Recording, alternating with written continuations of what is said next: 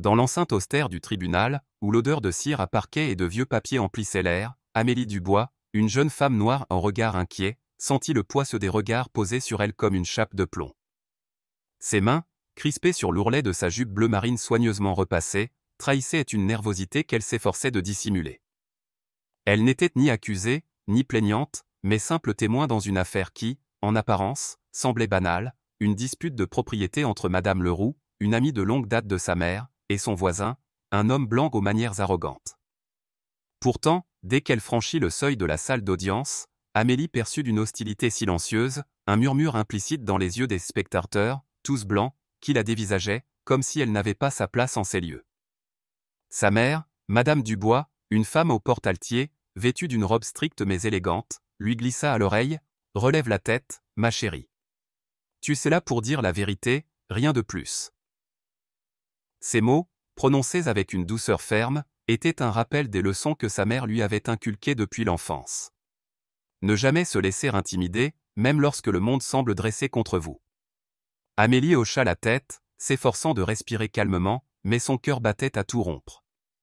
Elle suivit sa mère le long du couloir étroit menant à la salle, ses talons claquant légèrement sur le carrelage usé, chaque pas résonnant comme un défi à l'atmosphère oppressante du tribunal. La salle d'audience, avec ses hauts plafonds et ses bancs de bois vernis, semblait figée dans un autre temps. Les murs, ornés de moulures démodées, portaient encore les traces d'une grandeur passée, mais l'air était lourd, saturé d'une tension que les habitués du tribunal ne remarquaient plus.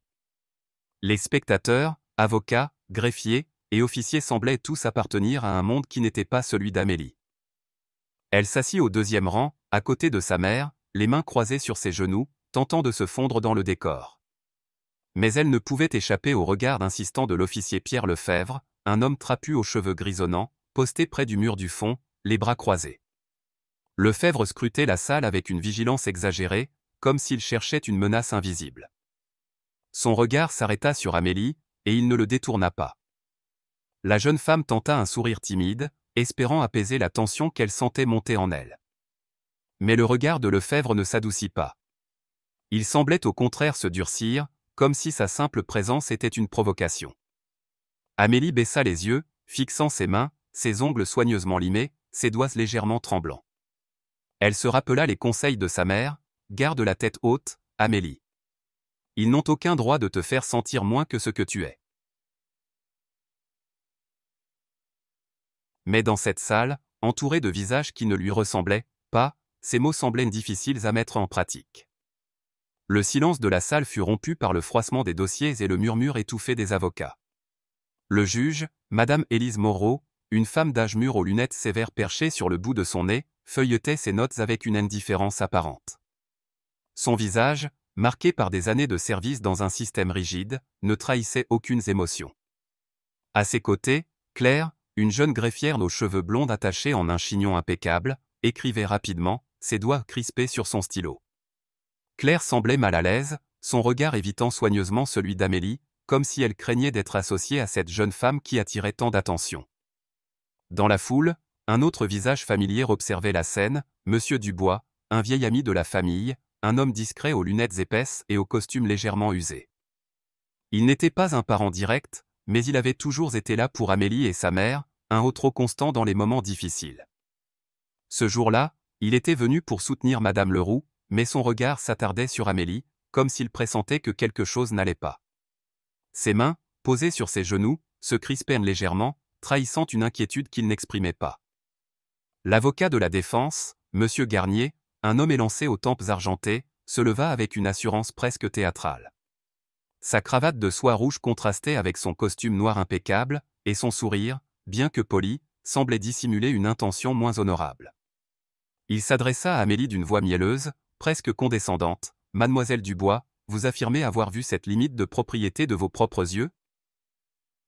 Amélie acquiesça, la gorge nouée, sentant que chaque mot qu'elle prononcerait serait scruté, jugé, disséqué. Elle avait préparé son témoignage avec soin, répétant chaque phrase dans sa tête, mais sous le regard perçant de Garnier, elle sentit sa confiance vaciller. Avant qu'elle ne puisse répondre, Garnier se pencha légèrement en avant, son sourire s'élargissant.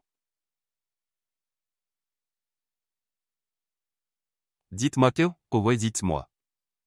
Mademoiselle, juste par curiosité, pensez-vous que des gens comme vous devraient posséder autant de terre? Les mots, prononcés avec une fausse légèreté, tombèrent comme une gifle. La salle entière sembla retenir son souffle. Personne ne protesta, personne ne bougea. Les mots de Garnier, habillés de politesse, portaient une lame acérée, un sous-entendu raciste qui fit frissonner Amélie. Elle sentit la chaleur monter à ses joues, ses mains se crispant davantage sur sa jupe. Sa mère, à ses côtés, serra les poings, ses lèvres pincées en une ligne dure. Claire, la greffière, cessa d'écrire un instant, ses yeux s'écarquillant légèrement avant de se détourner. Monsieur Dubois, dans la foule, redressa les épaules, comme s'il s'apprêtait à intervenir, mais il resta immobile, attendant. Amélie tenta de répondre, mais les mots se restèrent coincés dans sa gorge. Un rire nerveux, presque un soupir, s'échappa de ses lèvres. C'était un réflexe, un mécanisme de défense face à l'humiliation qu'elle venait de subir. Elle n'avait pas voulu rire, mais le son, léger et involontaire, résonna dans le silence de la salle. L'officier Lefebvre, qui n'avait pas quitté Amélie des yeux, s'avança soudain, ses bottes claquant sur le sol avec une autorité brutale. « Vous moquez-vous de ce tribunal » demanda-t-il d'une voix dure, son visage rougi par une colère à peine contenue. Amélie, surprise, balbutia, « Non, monsieur, je… » Il ne la laissa pas finir. « Vous trouvez ça amusant » insista-t-il, son ton chargé d'accusation. « Je respirais, monsieur » répondit-elle, la voix tremblante mais contrôlée, s'efforçant de garder son calme. Elle sentit les regards de la salle converger vers elle, comme des projecteurs braqués sur une scène qu'elle n'avait pas choisie. Lefebvre se tourna vers le juge Moreau, son ton autoritaire, « Outrage à la cour, votre honneur. » Madame Moreau leva à peine les yeux de ses notes, son visage impassible. « Continuez, » dit-elle, d'un ton détaché, comme si la scène qui se déroulait sous ses yeux n'avait rien d'extraordinaire. Madame Dubois se leva d'un bond, sa voix vibrante d'indignation. « Elle n'a rien fait. » lança-t-elle, ses yeux lançant des éclairs. Le huissier, un homme corpulent aux cheveux courts, la coupa immédiatement, « Asseyez-vous, madame, ou je vous fais sortir. » Avant qu'Amélie ne puisse réagir, Lefebvre saisit son bras avec une force inutile, et en un instant, le cliquetis des menottes résonna dans la salle silencieuse. Le métal froid enserra ses poignets, et une vague de honte et de peur la submergea.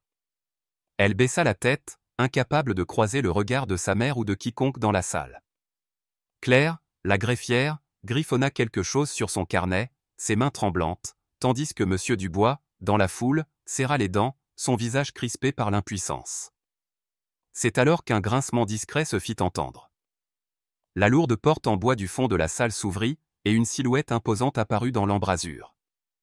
Marcel Dubois, le père d'Amélie, un ancien soldat des commandos marines, se tenait là, vêtu d'une simple chemise grise anthracite, les manches retroussées, révélant des avant-bras marqués par des années de service.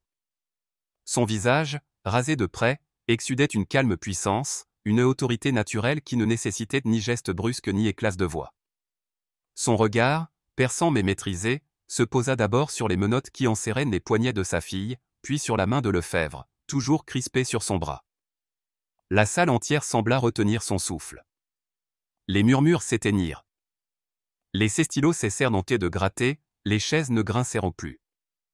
Même le juge Moreau leva les yeux, intrigué par l'apparition soudaine de cet homme qui semblait déplacer l'air autour de lui. Marcel avança d'un pas, ses chaussures résonnant doucement sur le carrelage. Sans un mot, il s'arrêta devant la table du greffier et posa une carte laminée, usée mais encore lisible. « Votre honneur, puis-je avoir 2 minutes » demanda-t-il, sa voix grave et posée traversant la salle comme une onde.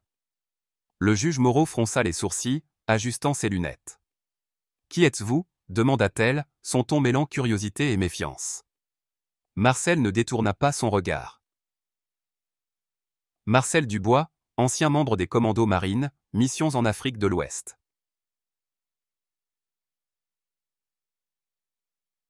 Il désigna la carte, qui portait l'insigne des forces spéciales françaises. Un murmure parcourut l'assistance. Lefebvre recula d'un pas, son assurance vacillante, ses doigts relâchant légèrement le bras d'Amélie. Claire, la greffière, releva la tête, ses yeux passant rapidement de Marcel à Amélie, comme si elle commençait à comprendre l'ampleur de ce qui se déroulait. Dans la foule, Monsieur Dubois, l'ami de la famille, esquissa un sourire discret, comme s'il savait que l'équilibre de la salle venait de basculer. Amélie, toujours menottée, sentit une lueur d'espoir naître en elle. Un souvenir d'enfance surgit soudain dans son esprit. Elle avait 9 ans, dans une école de banlieue parisienne.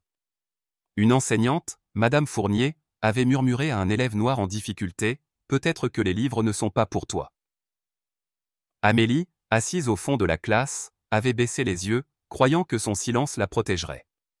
Mais ce silence, elle le comprenait maintenant, ne faisait que la rendre invisible. Alors que son père se tenait là, face au juge, elle sentit d'un feu s'allumer en elle, un feu qu'elle n'avait jamais osé laisser brûler.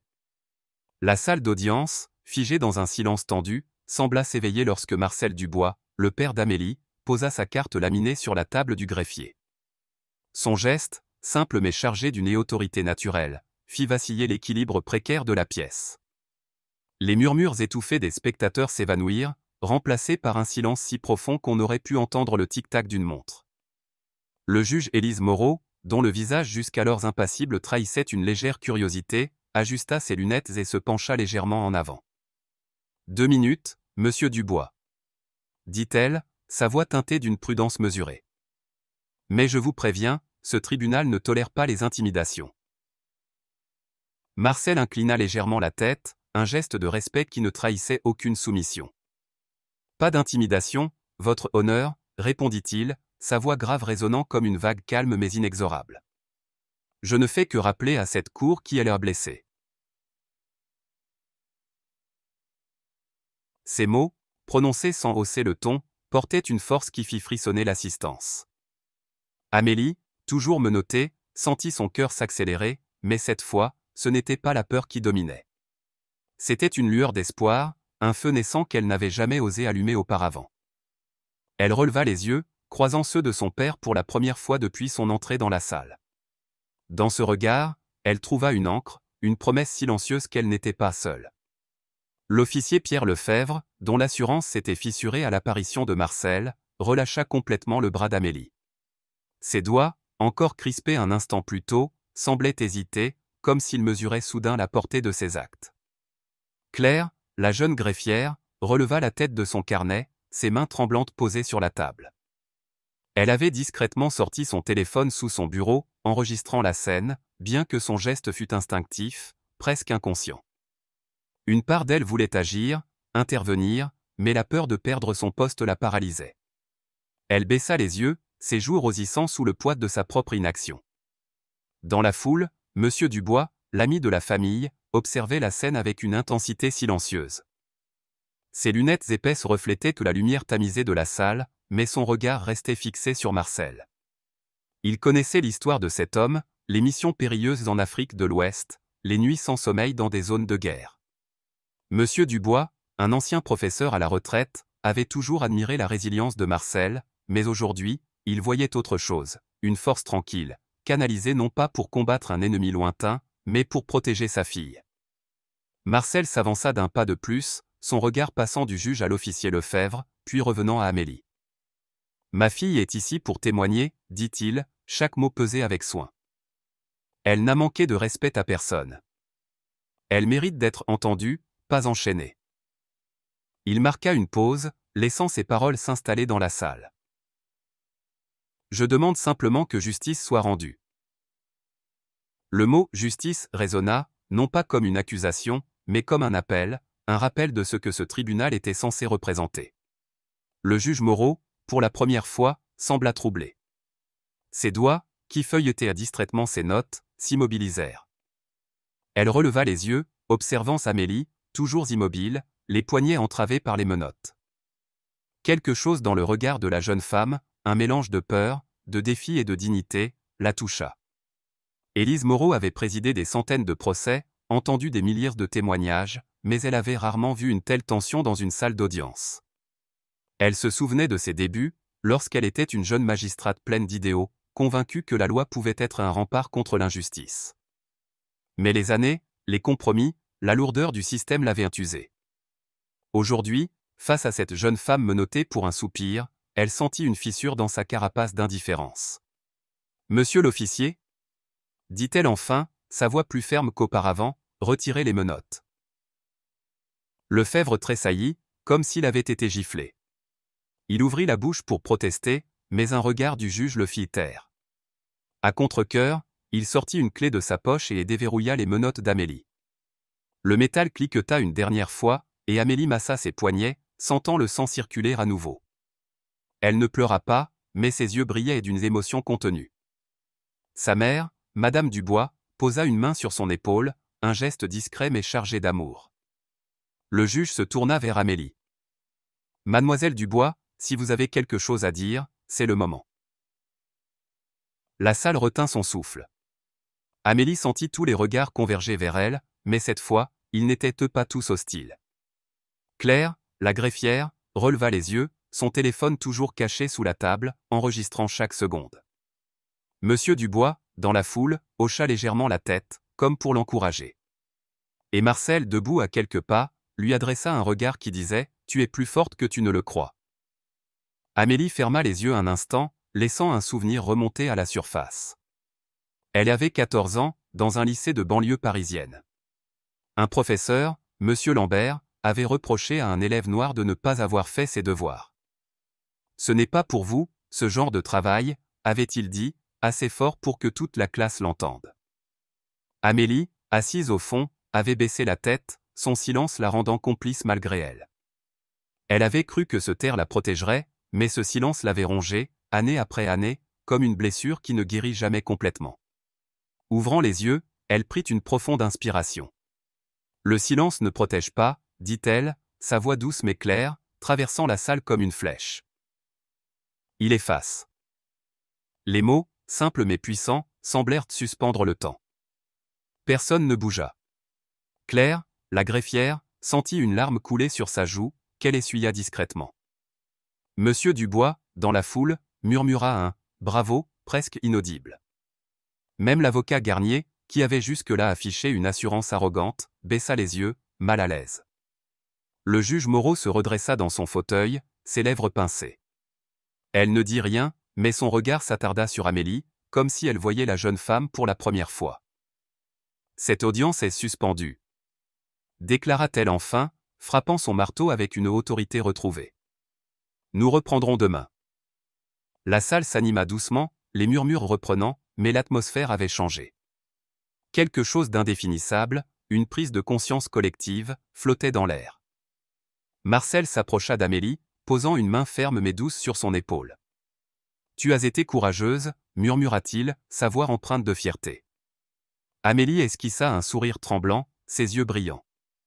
Elle ne savait pas encore si ces mots avaient fait une différence, mais pour la première fois, elle se sentait vue, entendue. Sa mère, Madame Dubois, se leva et serra sa fille dans ses bras, un geste rare mais chargé d'une émotion brute. Dans un coin de la salle, Claire, la greffière, éteignit discrètement son téléphone. L'enregistrement, qu'elle avait commencé par instinct, contenait désormais un moment qui pourrait changer les choses. Mais que faire? Le partager avec un journal local? Le garder pour elle, par peur des représailles? Elle rangea son téléphone, son cœur battant à tout rompre, consciente qu'elle se tenait à la croisée des chemins. Alors que la foule quittait la salle, Monsieur Dubois s'approcha de Marcel et d'Amélie. « Vous avez secoué cette vieille bâtisse », dit-il avec un sourire chaleureux. Peut-être que ce tribunal avait besoin d'un rappel. Marcel hocha la tête, son regard toujours fixé sur sa fille. « Ce n'est pas le tribunal qui a besoin d'un rappel », répondit-il. « Tuch ! C'est nous tous. » Dehors, le ciel s'assombrissait, les réverbères s'allumant un à un dans les rues pavées de la ville. Amélie et sa famille marchèrent d'un côte à côte, sans hâte, leurs pas résonnant sur les trottoirs humides. La jeune femme serra sa veste contre elle, sentant encore le poids des menottes sur ses poignets, mais aussi une légèreté nouvelle, comme si elle avait laissé une partie de sa peur derrière elle. Dans son bureau, le juge Moreau resta assise longtemps après le départ des autres, ses lunettes posées sur la table, ses pensées tournées vers une affaire ancienne, une injustice qu'elle n'avait pas su corriger. Ce soir-là, elle ne rentra pas directement chez elle. Elle prit un carnet et commença à écrire, déterminée à ne plus laisser le silence l'emporter. Quelques jours après l'audience qui avait secoué le tribunal, une photographie d'Amélie Dubois, debout au pupitre des témoins, les mains jointes et le menton relevé, fit la une du journal local, l'Écho du Val. L'image, capturée par un spectateur anonyme, n'avait rien de théâtral, pas de marteau de juge suspendu en l'air, pas de menottes brillant sous les projecteurs. C'était simplement Amélie, dans sa jupe bleu marine et ses chaussures modestes, son regard empreint d'une dignité tranquille. Le titre, sobre mais percutant, proclamait « Celle qui a fait taire une salle ». Cette photographie, publiée dans un journal habituellement consacré aux résultats sportifs et aux ventes de charité, déclencha une onde de choc dans la petite ville, où les murmures des cafés et les conversations dans les marchés prirent une nouvelle tournure. Dans les semaines qui suivirent, l'histoire d'Amélie se propagea comme une traînée de poudre. Les réseaux sociaux, les discussions dans les boulangeries, les réunions de quartier, tous parlaient de cette jeune femme qui avait osé parler, de ce père qui avait fait trembler un tribunal par sa simple présence, et de ces mots, « Le silence ne protège pas, il efface », qui résonnaient comme un manifeste. Julien, un jeune journaliste de l'Écho du Val, fut le premier à enquêter. Âgé d'à peine 25 ans, avec des lunettes rondes et une énergie débordante, il avait assisté à l'audience par hasard, couvrant une autre affaire. Mais l'histoire d'Amélie l'avait captivé. Il commença à creuser, interrogeant des témoins, fouillant dans les archives du tribunal pour trouver d'autres cas où l'officier Pierre Lefebvre avait agi avec un zèle suspect. Ce qu'il découvrit, des plaintes étouffées, des témoignages ignorés, renforça sa détermination à faire éclater la vérité. Au tribunal, l'atmosphère avait changé. La photographie d'Amélie fut accrochée dans le couloir et, sous un puits de lumière, aux côtés d'autres images de la vie communautaire, des enfants, lors d'une kermesse, des bénévoles distribuant des repas. Mais son portrait, baigné de lumière naturelle, attirait tous les regards. Les passants s'arrêtaient, certains prenaient des photos avec leur téléphone, d'autres restaient immobiles, absorbés par l'expression d'Amélie. Un matin, un garçon d'environ 9 ans, vêtu d'un sweatshirt trop grand et de baskets usées, s'attarda plus longtemps que les autres. « Maman » dit-il enfin, sans détourner les yeux, « est-ce que je peux parler, moi aussi ?» Sa mère, une femme aux traits fatigués mais au sourire doux, posa une main sur son épaule. « Tu le fais déjà, mon chéri » répondit-elle. Ils s'éloignèrent main dans la main, laissant la photographie derrière eux, silencieuse mais puissante. Le juge Élise Moreau, qui avait présidé l'audience, ne pouvait plus ignorer l'impact de cette journée. Dans son bureau, entourée de piles de dossiers et de manuels juridiques qu'elle n'ouvrait plus que rarement, elle repensait à une affaire ancienne, celle d'un adolescent accusé à tort d'un vol mineur. À l'époque, elle avait lutté pour sa libération, mais le système l'avait épuisée, et elle avait fini par se résigner à une forme de passivité. Cette fois, elle refusa de rester immobile. Elle rédigea une demande officielle d'enquête interne sur le comportement de Pierre Lefebvre, signant de son nom avec une détermination qu'elle n'avait pas ressentie depuis des années. Le stylo laissa une empreinte profonde dans le papier, comme si elle scellait un engagement envers elle-même. Claire, la greffière, avait elle aussi été transformée. L'enregistrement qu'elle avait fait de l'audience, caché dans son téléphone, pesait sur sa conscience. Après des nuits d'insomnie, elle prit une décision. Elle contacta Julien, le journaliste, et lui transmit l'enregistrement anonymement. Lorsque l'Écho du Val publia un article détaillant l'incident, accompagné d'extraits audio, la ville entière s'enflamma. Les habitants organisèrent une réunion publique dans la salle communale, où des voix longtemps silencieuses s'élevèrent, pour partager leurs propres expériences d'injustice. Une femme raconta comment son fils avait été injustement fouillé par la police, un homme âgé parla d'un voisinage divisé par des préjugés. Amélie, invitée à parler, monta sur l'estrade, hésitante mais résolue. « Nous ne pouvons pas changer le passé, » dit-elle, sa voix tremblante mais claire, « mais nous pouvons refuser de nous taire. » Ce moment marqua le début d'un programme de témoins communautaires. Chaque mardi, des habitants, enseignants, commerçants, retraités, se présentaient au tribunal, non pas pour accuser ou défendre, mais pour rappeler que chaque affaire portait un visage humain. Le barreau local lança des tables rondes mensuelles sur le respect et la dignité en salle d'audience, et la police régionale introduisit des ateliers obligatoires intitulés Respect sous serment. Ces changements, bien que modestes, étaient des graines plantées dans un sol longtemps négligé. Amélie, de son côté, trouva une nouvelle vocation. Encouragée par son père, elle commença à animer des ateliers pour les jeunes dans un centre communautaire. Elle les aidait à trouver leur voix, à raconter leurs histoires, à ne pas se laisser effacer par le silence. Un soir, alors qu'elle guidait un groupe d'adolescents dans un exercice d'éloquence, une fille timide leva la main. « J'ai peur de parler », murmura-t-elle. Amélie sourit, se souvenant de sa propre peur. « C'est normal », répondit-elle. « Mais chaque fois que tu parles, tu deviens un peu plus visible. » Marcel, son père, assistait parfois à ses ateliers, observant depuis le fond de la salle avec une fierté silencieuse. Il ne parlait pas beaucoup, mais ses gestes, un hochement de tête, un sourire discret, suffisaient à Amélie. Leur lien, autrefois marqué par la retenue, s'était approfondi. Certains matins, ils se retrouvaient au café du coin, partageant un croissant et discutant de la justice, de la famille, de l'avenir. Marcel, qui avait passé des années à porter le poids des champs de bataille, semblait plus léger, comme si protéger sa fille et lui avait rendu une part de lui-même. Un an après l'audience, la ville portait les marques d'une transformation discrète mais profonde. La photographie d'Amélie restait accrochée dans le couloir du tribunal, désormais entourée de plaques gravées de ces mots. Le silence ne protège pas, il efface. Les audiences commençaient par une déclaration de dignité, lue à voix haute par chaque juge. Des parcs communautaires, baptisés Jardins de la Voix, furent aménagés sur des terrains oubliés, leurs bancs ornés de plaques commémorant des actes de courage. La police régionale adopta un nouvel écusson, une main tendue symbolisant le respect. À l'école de droit local, une clinique Voix et Justice fut créée, où des étudiants accompagnèrent les habitants qui se sentaient ignorés par le système.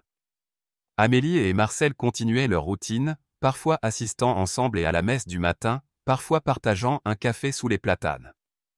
Un jour, alors qu'ils marchaient dans un parc, un garçon s'approcha, tenant un carnet. « Vous êtes la dame de la photo », dit-il, les yeux brillants. « Je veux apprendre à parler comme vous. » Amélie sourit, touchée. « Commence par écouter », répondit-elle. « C'est là que tout commence. » La ville, bien que transformée, n'était pas parfaite. Les préjugés persistaient, tapis dans les ombres, mais chaque pas, une voix élevée, une main tendue, était une victoire. La véritable réussite n'était pas dans les nouvelles politiques ou les plaques commémoratives, mais dans la volonté de la communauté à s'arrêter, à se regarder, à écouter. L'histoire d'Amélie, portée par une photographie et quelques mots, devint un rappel vivant que la justice naît chaque fois que quelqu'un ose parler. L'histoire d'Amélie Dubois dans une injustice au tribunal est une puissante méditation sur la force du courage face à l'injustice. En France, où l'élégance de l'expression et la quête de justice sont des valeurs profondément ancrées, ce récit résonne comme un appel à l'introspection. Amélie, confrontée à un système teinté de préjugés, incarne la dignité et la résilience, des qualités chères à la culture française, où l'on célèbre l'individu qui défend ses convictions avec grâce et détermination. Sa phrase « Le silence ne protège pas, il efface » est un écho des idéaux républicains de liberté et d'égalité, rappelant que la voix de chacun compte, même dans les moments les plus oppressants. Ce que je retiens de cette histoire, c'est l'importance de rompre le silence, même lorsque la peur ou le doute nous paralyse. Dans la vie quotidienne, que ce soit dans une salle de classe, un bureau ou un café parisien, nous sommes parfois témoins d'injustice, un commentaire blessant, une discrimination subtile. Comme Amélie, nous devons apprendre à parler, non pas avec colère, mais avec une clarté qui force le respect. Cette leçon s'applique particulièrement en France, où le débat et l'éloquence sont des piliers de la vie sociale. Prendre la parole, c'est revendiquer sa place dans une société qui valorise la justice et la solidarité. Une autre leçon précieuse est le rôle de la communauté. L'évolution de la ville, marquée par des initiatives comme les Jardins de la Voix et les ateliers de respect, montre que le changement commence par des actes modestes mais collectifs. En France, où les liens communautaires se tissent dans les marchés, les associations et les cafés, chacun peut contribuer à un monde plus juste en écoutant et en soutenant les autres. Marcel, le père d'Amélie, incarne cette force discrète qui inspire sans dominer, un modèle pour nous tous. Enfin, l'histoire nous enseigne que la justice n'est pas un idéal abstrait, mais un engagement quotidien. Comme le juge Moreau, nous devons parfois reconnaître nos propres silences et choisir d'agir. Appliquer cela dans la vie, c'est oser remettre en question nos habitudes, défendre ceux qui sont marginalisés et bâtir un avenir où chaque voix est entendue. Si cette histoire vous a touché, montrez votre soutien.